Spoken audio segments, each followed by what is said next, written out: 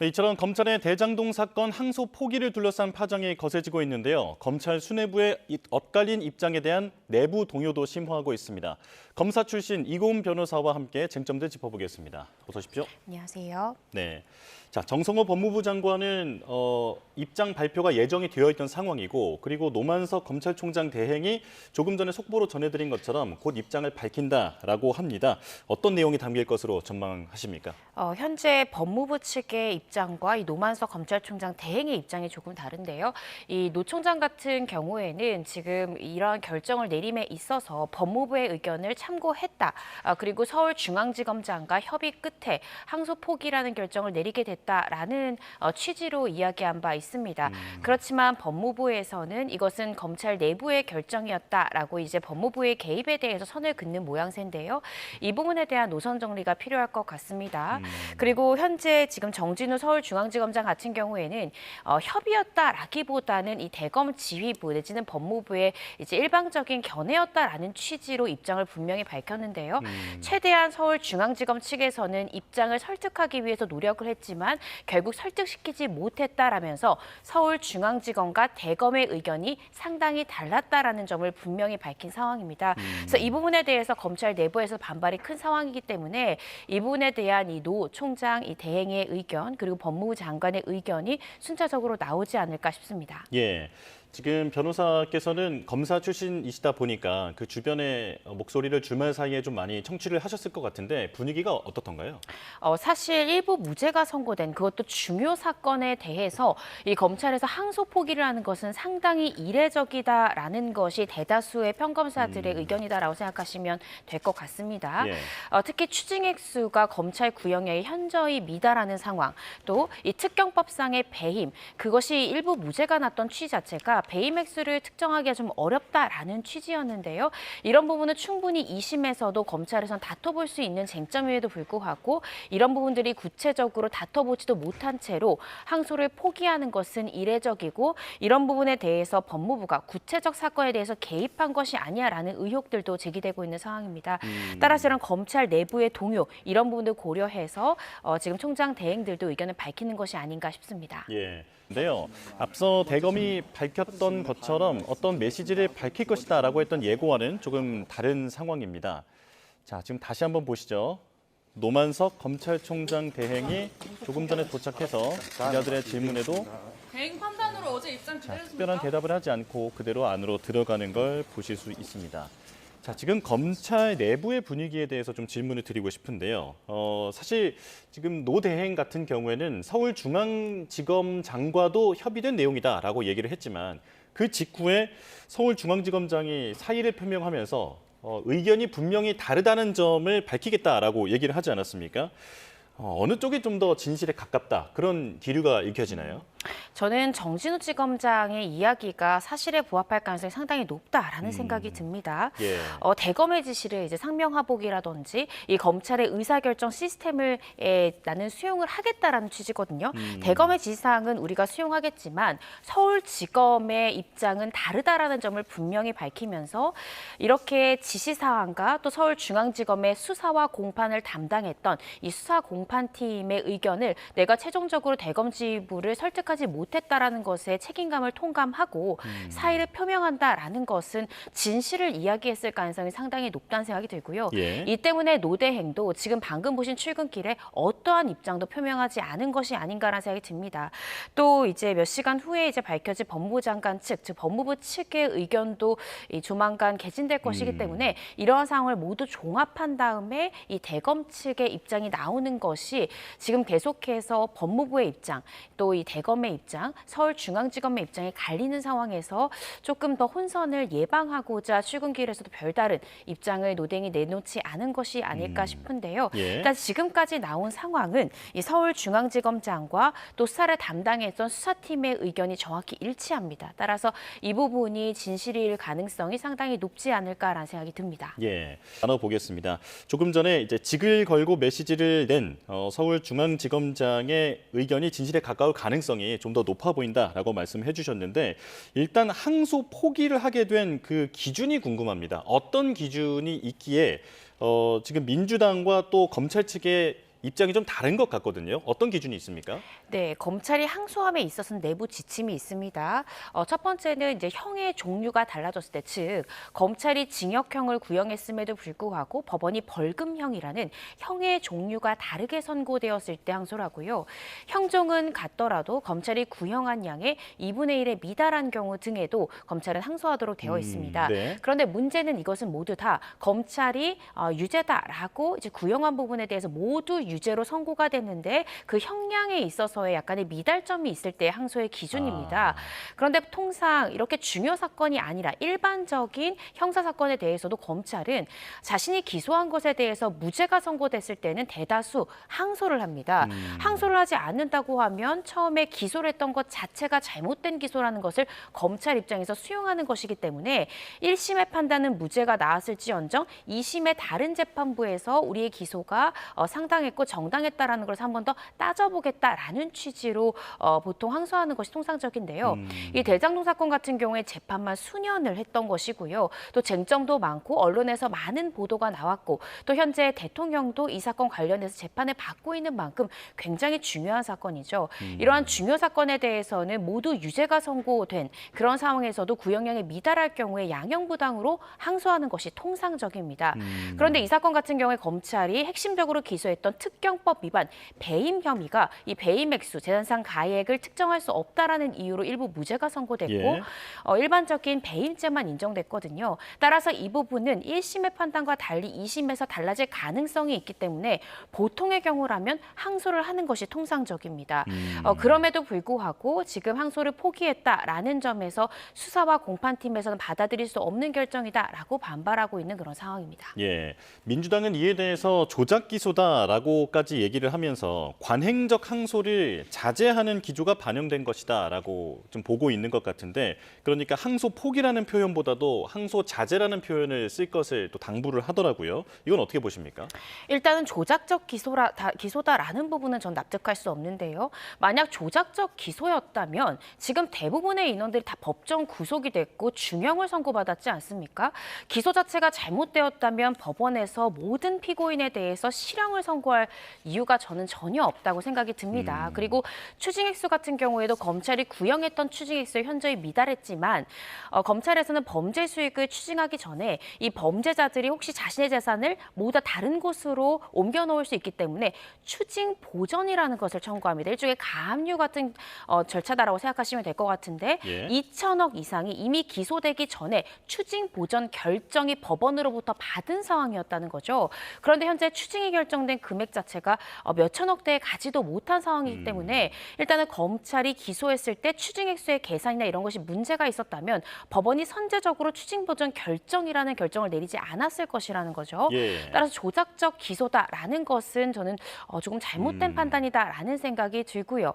또 항소 자제와 항소 포기는 분명히 다른 것인데 예. 자제라는 것은 항소 자체가 필요하지 않은데 무리하게 항소할 필요는 없기 때문에 자제하는 것이다라는 의미적 표현이라고 저는 생각이 들거든요.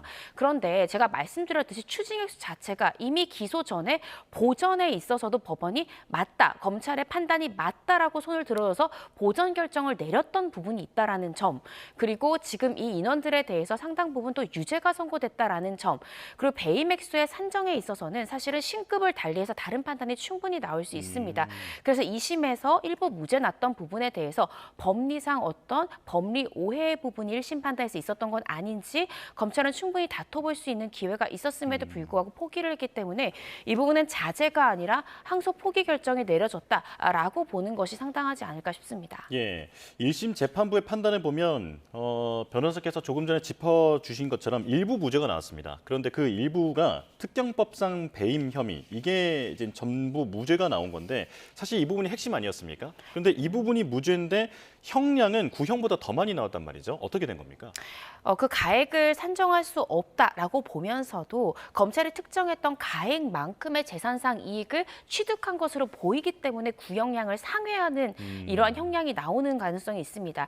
예를 들어 성범죄 같은 경우에도 예를 들어 6회 정도에 걸쳐서 성범죄를 저지른 것으로 의심이 되지만 범죄 시 자체가 일시가 특정되지 않으면 일부 무죄를 선고하면서도 이 범죄상, 이 법리상 그 일시를 씨를 특정할 수 없을 뿐 수해의 성범죄를 저지른 것으로 가늠이 된다라는 취지로 형량이 높게 선고되는 경우도 있거든요. 예. 그래서 이 사건 같은 경우에도 배임 액수가 정확히 특정될 수는 없지만 법리상 그렇지만 이 수천억에 해당하는 상당 부분 재산상 가액을 취득한 것으로 보여진다라는 취지로 구형량을 상회하는 일부 피고인에 대한 형량이 선고된 것이 아닌가 싶습니다. 그렇지만 이 가액 같은 경우에는 신급을 달리하면서 다른 결론이 나오는 사건도 굉장히 많거든요. 예. 특히 배임죄 같은 경우에는 1심과 2심의 판단이 달라지는 경우도 상당히 있습니다.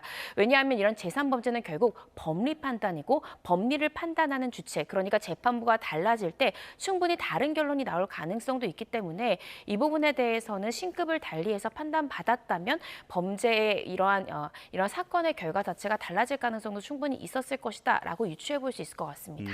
예. 그렇다면 지금 이 유죄 판단을 받은 5명은 모두 항소를 한 상황이고 네. 검찰은 항소를 포기했는데 앞으로 항소심에서의 판결은 어떻게 예상을 해볼 수 있습니까?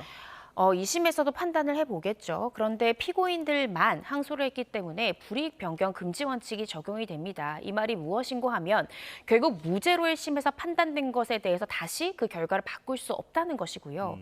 또 설사 재판부에서 배임 가액에 대해서 직권으로 이 부분에 대해서 1심 판단이 좀 다른 것 같아서 직권으로 한번 가액을 우리가 특정해보겠다라고 한들 그 가액이 더 많이 특정된다 하더라도 이미 1심에서 선고된 형량보다 더 높은 중한형을 선고할 수 없다라는 걸 의미합니다.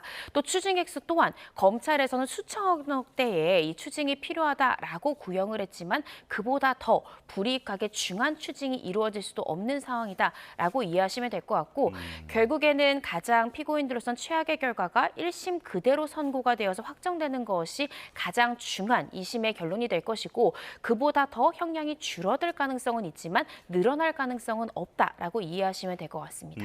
예. 지금 이번 논란이 제기되자 국민의힘의 주장은 그러니까 법무부의 어떤 지휘가 있었던 건 아니냐라고 얘기를 하고 있습니다. 법무부가 논의를 한 것으로는 인정을 하고 있는데 어떤 의견을 어떤 경로로 대검에 전달했는지가 지금 논란의 쟁점인 것 같은데요. 어떤 경우라면 문제가 되는 겁니까? 실질적으로 검찰청법상요. 이 법무부 장관이 구체적인 사건에 대해서 개개인의 검사를 지휘할 수가 없습니다. 검찰총장만을 지휘할 수 있는 것인데요. 만약에 구체적인 이 대장동 사건에 대해서 항소 포기에 관하여 법무부가 구체적인 지시사항이 있었고 예를 들어 대검의 의견과 법무부의 의견이 갈린 상황에서 구체적인 지시가 있었다라고 한다면 이것은 정면으로 검찰청법을 위배한 것이 됩니다. 상당히 문제가 될 수 있는 것이고요.